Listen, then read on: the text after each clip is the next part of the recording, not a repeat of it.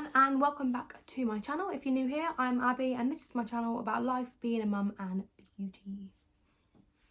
Today's video is going to be my labour story. Now, as I said before, it's taken me a while to do this, but that is purely because I've just not had the time and it is such a long thing to talk about, and I kind of don't want to miss anything, rush it or anything like that.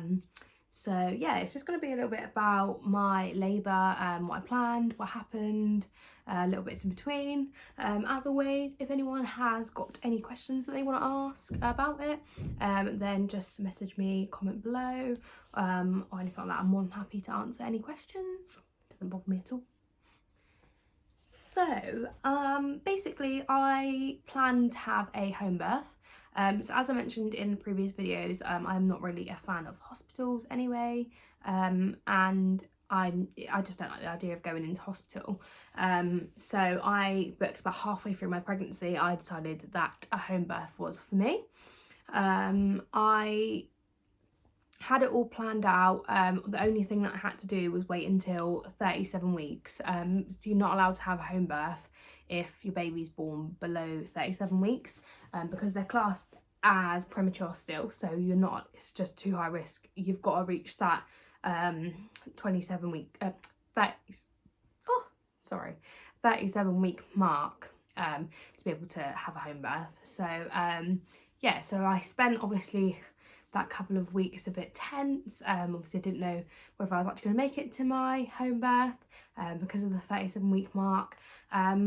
The other thing is, I feel like everybody thinks their baby's going to be early. I thought Oakley was going to be early and it wasn't early, but I'll get to that in a minute. But yeah, so 37 weeks passed, and literally the second that 37 weeks passed, I literally like planned out all my room, and like Oakley's room was turned into like a mini labour ward basically. So the only things that they ask you to have is obviously protective sheets and stuff.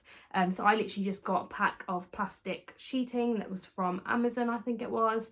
I will post photos as I'm going along. I'll just put some bits and bobs in so that you know.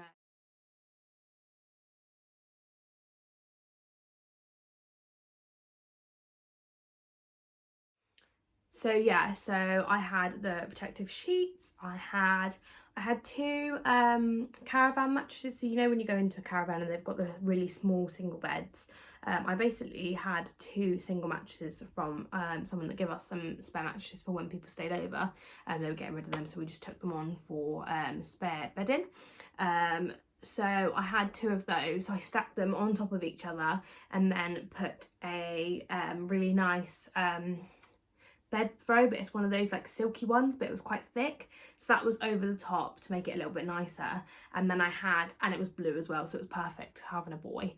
And then I had the plastic sheeting over the top, and then I had lots and lots of towels. Obviously you need a lot of towels because you're giving birth and whatever, so I had lots of towels in there. I had some bath mats that were placed in various places, for example like beside the bed. I also had to have a unit or something flat, so if Oakley had to have any quick oxygen or anything like that, it was there for him to go on, and it had to be next to a plug. Obviously if I had to plug everything in, that was there for them. And then I think that was pretty much it. Obviously you've got your like little pads and stuff, like your big bed pads. Again, I just used puppy pads, nighttime pads. They're all the same kind of thing, so you don't really have to go and spend extortionate amounts of money because it's all kind of, you know, easy to get. Sometimes the name that's on it isn't really what you need. Like you can go and spend loads of money on night pads, but really you can go get puppy pads and they're exactly the same thing. So just like look wisely when you're trying to buy stuff, making sure you're not paying for the label or paying for what's on it basically. So yeah, I'll pop a photo of what my labour room looks like now.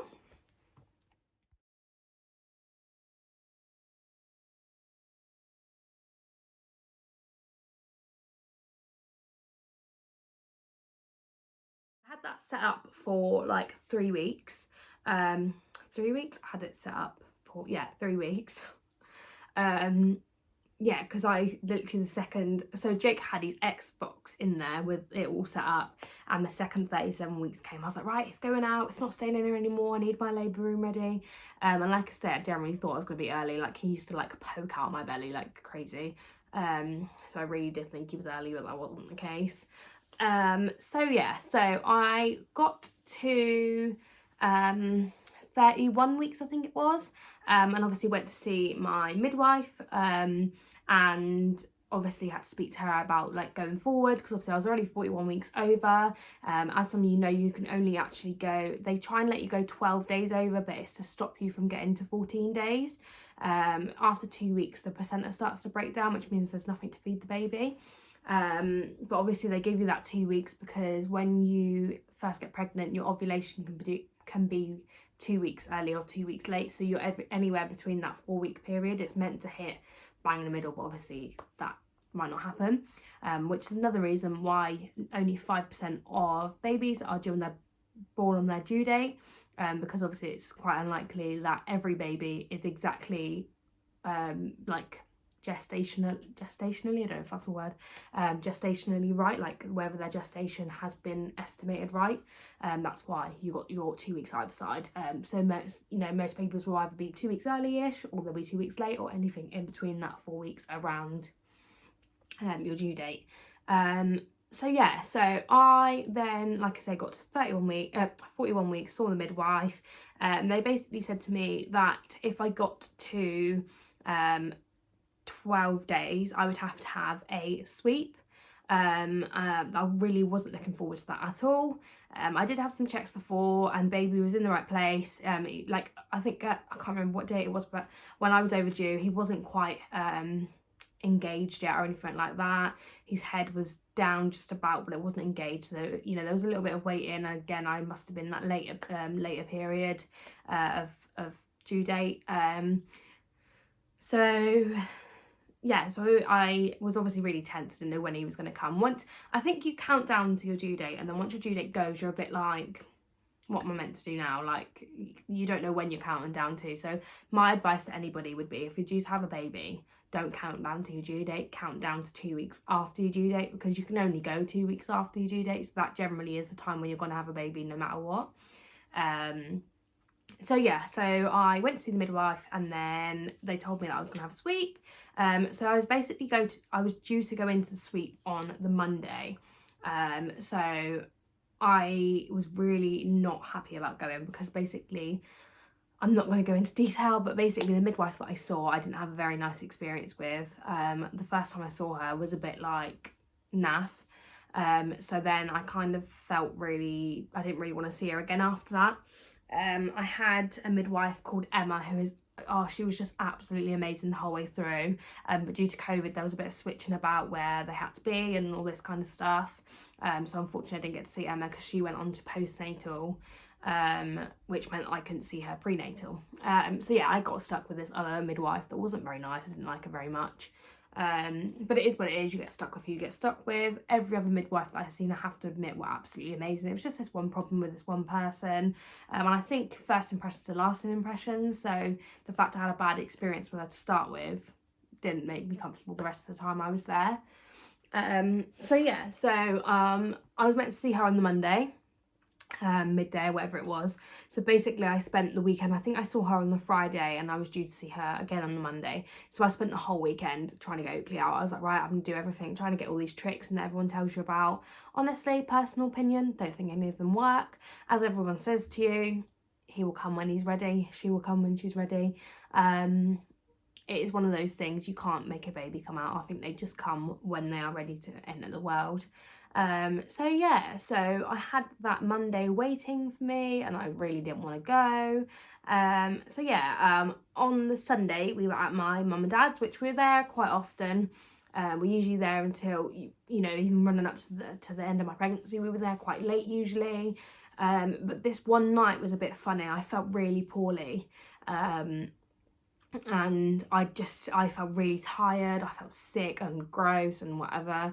So we decided to go home. We got home about 10 o'clock, and And basically, previous to this, I had a couple times where I was a bit like, oh my God, like I felt really sick and stuff, but I wouldn't like, I would think I was in labour, but I wouldn't know what the difference was. I didn't know what labour was because I'd never experienced it before. Therefore, I couldn't differ whether it was labour or whether I was just having Braxton Hicks or whether it was just a little bit of a sickness or whatever. So yes, on the Sunday this happened again. So it happened twice before, and then on the Sunday it happened again. So after 3 times of thinking I was in labour and actually not being in labour, we got home on the Sunday and I just broke down to Jake. I was just like, I'm fed up of this. Like, I just want to have him now. I don't want to have any more like thinking that I've had him when I haven't. And I got really upset. So another thing that I found was really strange was the nights before this happened, the other 2 times, I would like feel yucky and Jake would get into bed, and then I would sit on my birthing ball, just bob around for a little bit, and then eventually I'd just get into bed and go to sleep. But this time was really strange because Jake sat there, because obviously I was upset, so Jake sat there and he rubbed my back until I fell asleep. And my sleep wasn't great anyway. Like, you know, they do say that your body gets ready for a baby, and you know, I used to sleep so well before, and then when I obviously got pregnant, the later in my pregnancy I started to wake up at stupid o'clock in the morning, like constantly. Obviously then your bladder gets weaker because there's a baby leaning on it. So then I was weeing more, and all that kind of stuff. So anyway, so we got into bed, I fell asleep. I woke up at 12 o'clock, well, it was a couple minutes to 12, and I walked from the bed to the bathroom, which isn't that far. It's probably about 3 or 4 metres maybe, so it's not that far really. I went to sit down to have a wee, and literally just as I got, so say the toilet's here, I must have got about here, and my waters just went, I didn't expect it at all. My waters literally just went everywhere. So some of it went on the floor, some of it went in the toilet, I caught some of it. But yeah, it was so, I just did not expect it at all. So obviously I was sat on the toilet and I just shouted to Jake. I said, Jake, and he's just like asleep. And I'm like, Jake, and he's like, yeah. I'm like, my waters have just gone, and he kind of just went, oh. And I was kind of like, yeah. None of us were expecting it. It was so bizarre. But yeah, like, oh, just thinking about it makes me so happy. It was just such a weird moment. So I literally got off the toilet, I got straight into the bath because I just felt dirty.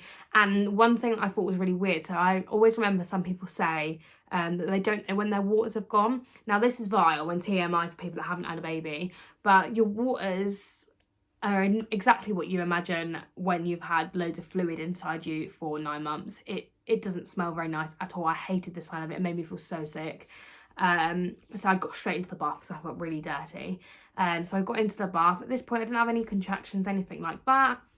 I literally just got into the bath, and I rang my mum. So yeah, so I basically had planned before that if my waters had gone or if I got any contractions or anything, I would ring triage straight away. But because of the shock of just I didn't expect it, it was so, I don't know, I was expecting it because I was so overdue, but I wasn't expecting it. It's really weird. So I was 10 days over, so a week and 3 days over. So yeah, I was expecting it, but I wasn't expecting it. I just thought it was another one of these scares and I was going to have the sweep and blah, blah, blah. So yeah, so this was going on to, my waters went on the Sunday night, sorry. So it was moving on to Monday because my waters must have literally gone at exactly midnight. So yeah, he was born on the Monday. But yeah, so I rang my mum straight away and I was like, Mum, my waters have just gone. And obviously it was at this point it's like midnight, so they were obviously like sort of asleep. I think they were watching a film that night, so they were awake but you know, half asleep kind of thing, ready to go to bed. And obviously they were waiting for my call anyway, but again, we wasn't all expecting it, so it was a bit like bizarre. But yeah, so I rang my mum and I was like, Mum, my waters have just gone. And she was like, have you rang the midwife? And I was like, no. And she was like, well, do you want to ring the midwife then? And I was like, oh yeah, okay then. So I hung up on Mum, rang the midwife. So when you have a home birth, obviously if your waters go, they have to come straight out to you, just to check your dilation, make sure you're not already dilated, check infection, blah, blah, blah. So at this point, I would say about midnight, my contractions started. So I didn't really get like a leading up contractions. They were just really, really bad. They started off quite slowly, don't get me wrong, you know, it was still bad, but it was it was like, say we were on a scale of like 1 to 10, I'll rate it from a 1 to 10 as I go along to make sense of it. So it started off at about a 5 or a 6. There was no like 1, 2, 3, 4. It just went from straight up to a 5 to 6. As soon as my waters went, about half an hour later, 5 to 6. So yeah, I rang my midwife. I went into my room, got all ready, got set up. And yeah, this is where the labour begins.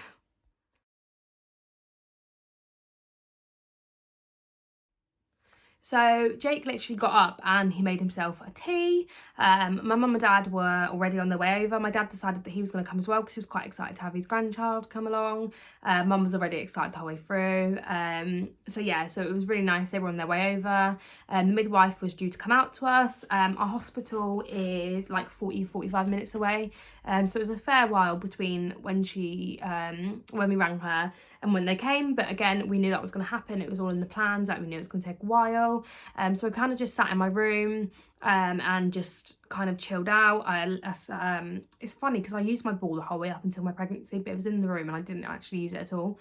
But as I say, my contractions literally went from a 5 to 6 to like a 7 to 8, and then they'd go up to a 9 to 10, and then they'd go back to a 7 to 8 and 9 to 10, 7 to 8, 9 to 10, and it was constant for ages and it was so painful. I didn't have any breaks at all. It was just constant contractions. So looking at the photo before where the bed is, there was like the cupboard next to it. So I was sat on my all fours with my feet up against the cupboard. Every contraction that I had, I was pushing against the cupboard. So I'm surprised the cupboard didn't like topple over on me really. But yeah, so I was sat on like against the cupboard. Jake and mum were in there. Dad was around, but obviously because I was in labour, I literally only had a sports bra on. He was kind of staying out of the way. And yeah, so I waited. I think like I said, it was about 45 minutes to an hour. The midwife came, she checked me over, and unfortunately I wasn't dilated that much. I was only like 2 centimetres.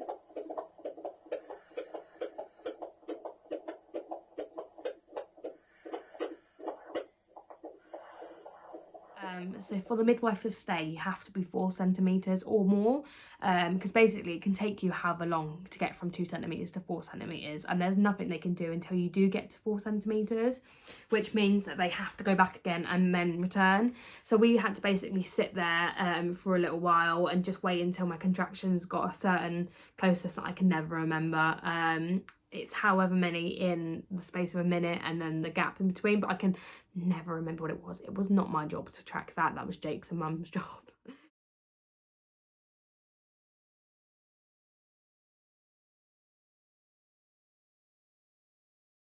I had my little app, but yeah, like I say, I had the Freya app. The Freya app is really good. It's got some really nice birthing, hypnobirthing stuff on it, which isn't my thing, but actually I put it on when I was in the bath and I was going into labour, and it was really relaxing. So yeah, if you are after any kind of pregnancy apps, I used Ovia or Ovia, whatever you want to call it, fertility for my planning and getting pregnant and stuff, and then I use the Freya app for my labour. So from then on, we waited for a little while, see how my contractions got. We were timing them. In this time, I was just silent. I remember, TMI again, but I was in and out of the bathroom. Our bathroom and our bedroom, where the labour bit was, is like next to each other. So I was going in between because I love a bath, and I thought, you know, I'm gonna have a bath. So Jake ran me a bath, and obviously it relaxed me a bit too much, let's just say, and I literally was in the bath for about 2 minutes and then I just pooed in it and had to get out again.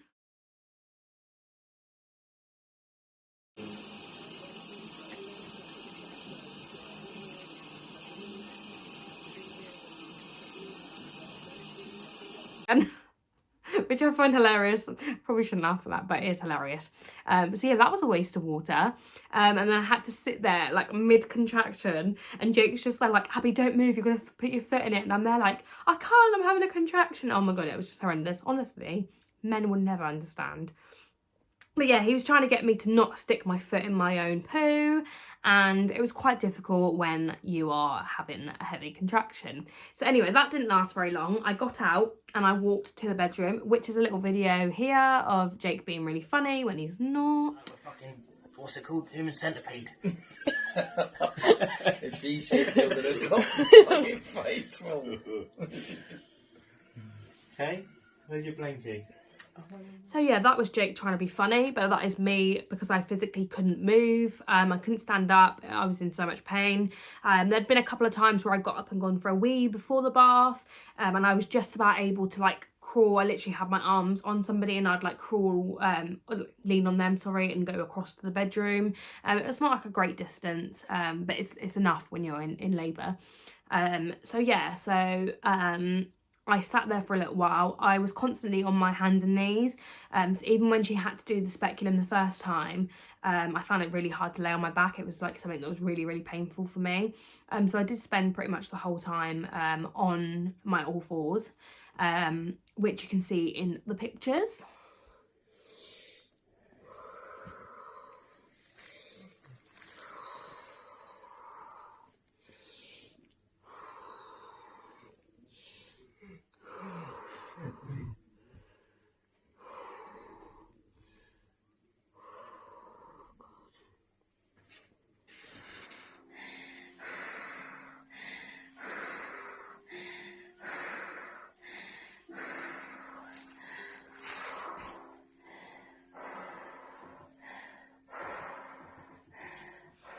So yes, that was where I was comfy. You know, it is what it is. You need to find your comfy position when you are in labour because it is painful, and you do need to be comfortable. I ended up really like, you know, when you like lean on something and it leaves those red lines on your leg. I literally had the imprint of the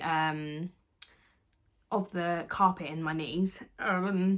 So yeah, so I then, obviously, like I said, I sat there for ages. I was just quiet. I had my mum and Jake with me. Then it got to the point where I said to mum, like, I'm really starting to get tired now. I've really had enough.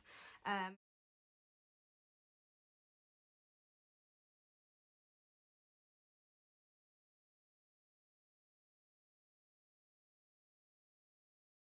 was labouring for about, I would say about 5.5 hours. And then it got to the point, so it was about 5:30. It got to the point where I was like, right, I've had enough. Mum then rang the hospital. I'd also had this really weird pain, like an urge pain, like I didn't know what it was, but I just kind of saw it through. I thought that was all part of the labour. So yeah, mum rang the midwife again. She went out of the room because I think at this point everybody knew that something wasn't right. But kind of didn't want to tell me, didn't want to panic me. I was already really stressed out, and I was already really, really tired as well. From 5.5 hours of constant contractions, it was just, I was very drained.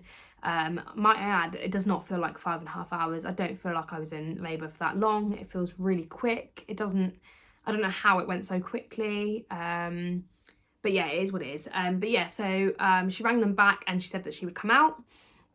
Then she came back out, she did a speculum, and at this point we kind of knew that something wasn't right. I couldn't lay on my back properly. I was really in pain. I then realised that since about the last half an hour maybe, I'd been trying to push.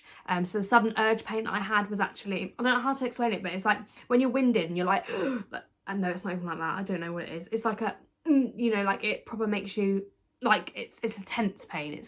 It's literally like a tense. If you imagine trying to push a baby out, even if you've never had a baby, if you imagine it, that's what it feels like. It's like an urge, and it like takes your breath away, but it is your body contracting to try and push this baby out. Obviously, I wasn't that far dilated, so I really couldn't push it. So I've got the midwife saying to me, oh, you can't push. Might I add, the midwife was absolutely lovely. I can't actually remember her name, but she was quite tall. She had dark black hair. She was really, really nice.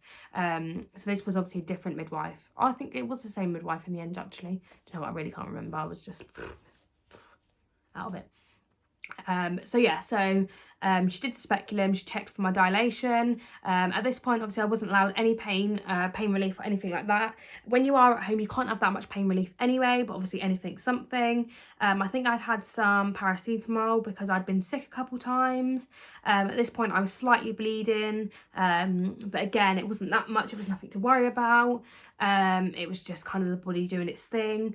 Then yeah, like I say, she checked me and I was 4 centimeters, which means I could have some gas and air. But she just wanted to do another speculum because Oakley seemed like he wasn't the right way up. So cut that long story short, she kept checking me and decided that she would try and feel around where his head was. So she could feel his head, but then she realised that it was actually upside down. So not breech. Breech is when the head's up and the legs are down. So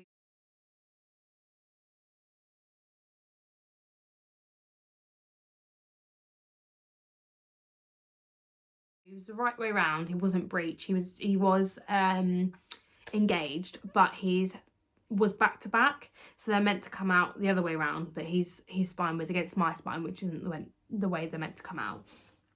So at this point, I'd also turn around to mum. Like I said, I didn't speak very much, which is crazy for me. But I did turn around to mum and I said, I've had enough. And she said, is it time for hospital? And I remember just sitting there and not saying anything. That was all I could make out. Like, that's all I said. I think at this point she knew something wasn't right. So the midwife went out and got the gas and air. And at this point, obviously, then I realised that she was actually out calling the ambulance when I was, because they didn't want to panic me. When I was inside, they went and called the ambulance for me. And I kind of decided at this point, I basically said to Jake before, I said, I promise you, if I feel like something's not right, I promise I will go to the hospital. I don't want to like jeopardise Oakley for the sake, or the baby, for the sake of having a home birth. It just wasn't worth it. So yeah, so I basically sat there and they give me the gas and air. I was on it for like 5 minutes or whatever. I didn't think it was going to work. I was so out of it that I thought someone was pressing a button on it to help me breathe. And I thought, oh my God, this person is amazing. Like, how are they pressing it exactly when I need it? Obviously, it turns out that when you suck on the gas and air, it does it for you. But I didn't realise that at the time. So just proves how out of it I was. So yeah, the ambulance didn't take that long at all. It was probably like 10 minutes of that. They came. It was a lovely like lady and a guy. They came into the room. They obviously do all your checking you, asking your name and all that kind of stuff, asking how you're feeling. At this point, I'd already been on the gas and air for like 5-10 minutes. I was laid on the bed and mum said to me, right, you ready to go to hospital, Abby? And I said, no, I'm staying here, I'm comfy. And then she said, no, we need to go. And I said, no. And she said, are you all right? I said, no, I feel like I'm drunk. And she said, yeah, that's what the gas and air's meant to do. And I was like, I don't like being drunk. Honestly, I can hear myself. I can hear what I said. And it's just, that stuff is so funny, honestly. So yeah, so I got on the gas and air. Jake and Dad were running around trying to find me something to wear. Turns out the paramedics weren't really fussed about what to wear. They literally, all I had on was a sports bra, and they literally just whacked me on the evacuation chair. On the evacuation chair, and they wrapped me up in blankets and wheeled me out. So yeah, they were really lovely. I've got a first floor flat, so we had to go down the stairs, which is another thing they have to do, like risk assessments to start with, to make sure that you are in a place which is suitable for evacuation. So as I was going down the stairs, obviously I'm high as a kite in the gas and air. I was actually in the evacuation chair. The lady was in front and the man was behind, and my toes were sat right on her boobs. And me being high on the gas and air, I turned around to the poor paramedic and I said, I'm so sorry, my toes are tickling your boobs. And they just both laughed at me, and I'm thinking, what is wrong with you, Abby? Like, what is this stuff done to you? Like, I've never really been like really drunk, so this feeling for me was just really weird. I still chuckle about it now. But yeah, we went down to the ambulance. Jake wanted to take his own car, so we went stuck at the hospital, but mum and dad were happy to take us back on whatever we needed. So Jake jumped in the ambulance with me and we went on our way. The only reason I know roughly what the time was here is because Jake has a work alarm that goes off at 6 o'clock, and it went off in the ambulance. That's the only time I really know. That's the only reason I really know what kind of time everything happened at, because it was just like a blur to me, really. So they blue lighted me to the hospital. I was a category 1 emergency, so I had to get there very quickly. So obviously I needed the blue lights.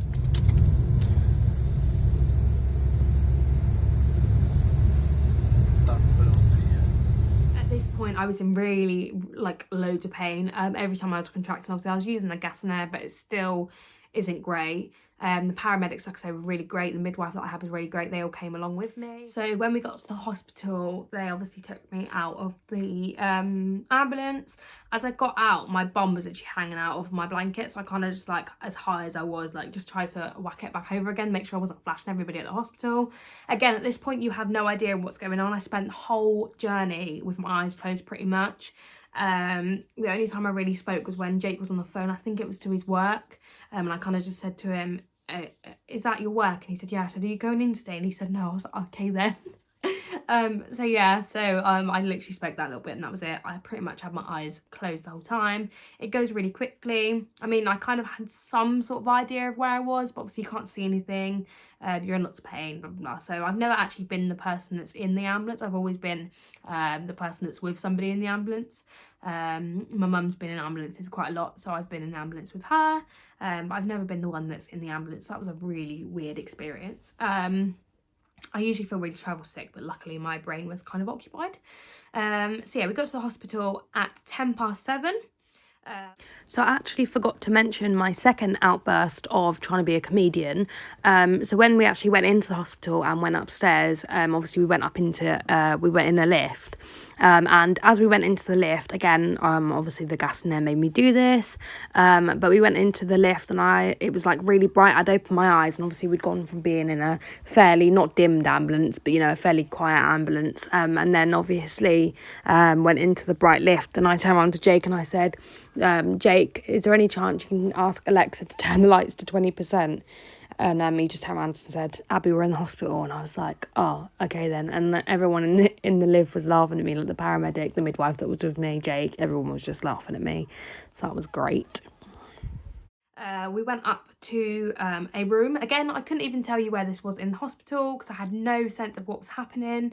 It actually turns out that the room I went into after giving birth and the room that I started off in was actually the same room, but I had no idea until Jake told me that it was the same room because I just was so out of it. They put the little monitors on me to check Oakley's heartbeat because, as I say, I don't think I mentioned this, his heartbeat was around the same as mine before, which is not meant to be. It's meant to be much quicker. So that was another worry why they sent me to hospital. But yeah, they put the monitors on me and then they asked me to take all my jewellery off. One thing that I will never forget is I tried to undo my tongue bar. The top of it obviously screws off. So I tried to undo it and for some reason it wasn't coming out. I couldn't work out why. So I've taken all my rings that I don't have on because I just had a shower, as you can tell. I took my rings off, took my bracelet off, my earrings. I had to take my nose ring out, which I very rarely do, so that was a bit strange. And I also had to take out my tongue well. As I unscrewed it, it wouldn't come out. I've been repeating myself so much, I do apologise. So I had to take my tongue bar out for the third time. It wouldn't come out. So I turned around to must have been a nurse, again I'm not sure, and I said, can you take this out for me? And she tried to pull it and it wouldn't come out, and I kind of just took my tongue back off of her and was like, don't worry, I'll do it. So I kind of twisted it and pulled it out, and then I realised, again, I was high on this gas in there. I'd had it for the last, I don't know, half an hour at least, an hour, and I looked at it and I realised, so when you've got your ball and then you've got the screw bit and then it screws onto the bar, so the bit that screws, the opposite end of the screw that screws onto the bar was actually still on the bar. So I basically pulled through all of my tongue bar except the plastic ball, the other bit on the top that screws on was still on the ball. So I'd pulled that through my tongue. Again, the gas snare must have helped me do that because I couldn't do that now. Yeah, the good thing was I eventually got that out. They then were saying his heart rate was still down. So they said to Jake, right, if you go get into some scrubs, then you can get prepared for if we have to go down to have a C-section, which was kind of going to be the idea. I don't think I was ever thinking by this point I was actually going to have him naturally. I think I'd kind of sussed out that it wasn't going to happen that way. So yeah, so Jake left the room, and when he come back again, I was gone. That was it. They said to me, as soon as he left the room, they said to me, we're really sorry, but we're gonna have to take you down for an emergency C-section. And I'm just kind of there okay. So obviously they got me changed into my hospital gown. And yeah, Jake came back to an empty room. So I went down for the C-section. and that is my labour story. So as you can tell, the home birth didn't go to plan. But for people that want to do a home birth, always listen to your midwife's opinion. Obviously, they can tell you that you can't have one and you can go ahead and do it, but this is their job. They know what they're doing. If they tell you that you really can't have a home birth, that's what they're there to do. I mean, if you really feel like you're okay to have a home birth, I've been there. Obviously, if we'd left it any longer, it might have been a different story. But it is what it is. You know your body. If you want to have a home birth, have a home birth. Jake was so nervous about me having a home birth, and I promised him if anything felt like it was going wrong, I would go to the hospital, in which I did, and it probably saved Oakley's life. So if you want to have a home birth, I highly recommend it. If I could do it all the same next time, I absolutely would. Obviously, because I've had a C-section now, I'm unlikely to be able to have another one, a natural birth next time. But I will, if I get pregnant again, when I get pregnant again, I will speak to my midwife and find out what my options are.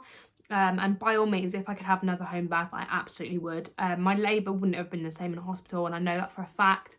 I think I was stressed enough being in the comfort of my own home to think that I could have been in a hospital. I don't think it would have went as well as it did. I think it would have been way more stressful. I feel like there would have been complications with Oakley because I would have been stressed, he would have been stressed.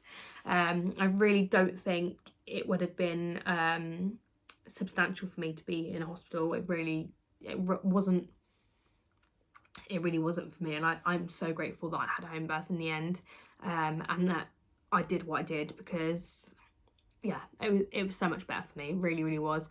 Like I say, I really, really loved my home birth. Even though I didn't get to have a birth at home, doing the labour, being able to walk. If I wanted to go lay on my bed, I could. If I wanted to go have a shower, I could. The fact that I pooed in the bath, if I did that in a hospital, I would have been mortified, no matter how many other people have done it. Sitting on my own toilet, going for a wee, being able to bounce between the two whenever I wanted, crawling across the floor, you know, that I wouldn't have done that in a hospital. Sitting the way I did on my mattresses, I couldn't have done that in a hospital. I wouldn't have been comfortable. Just everything about my labour was just perfectly perfect. Like, it might have gone wrong, but in my eyes it didn't go wrong, but you know, it didn't go to plan, let's say. In my eyes, I wouldn't have changed it for the world. So for anyone that wants to have a home birth, I 100% recommend it. As long as you are safe to do so and your pregnancy is low risk, then why not? Why not give birth in the comfort of your own home? 100%. So that will be it for today's video, because if I say too much, I'll be then going on to the birth story, and we don't want to be doing that yet. Next time I will do my birth story.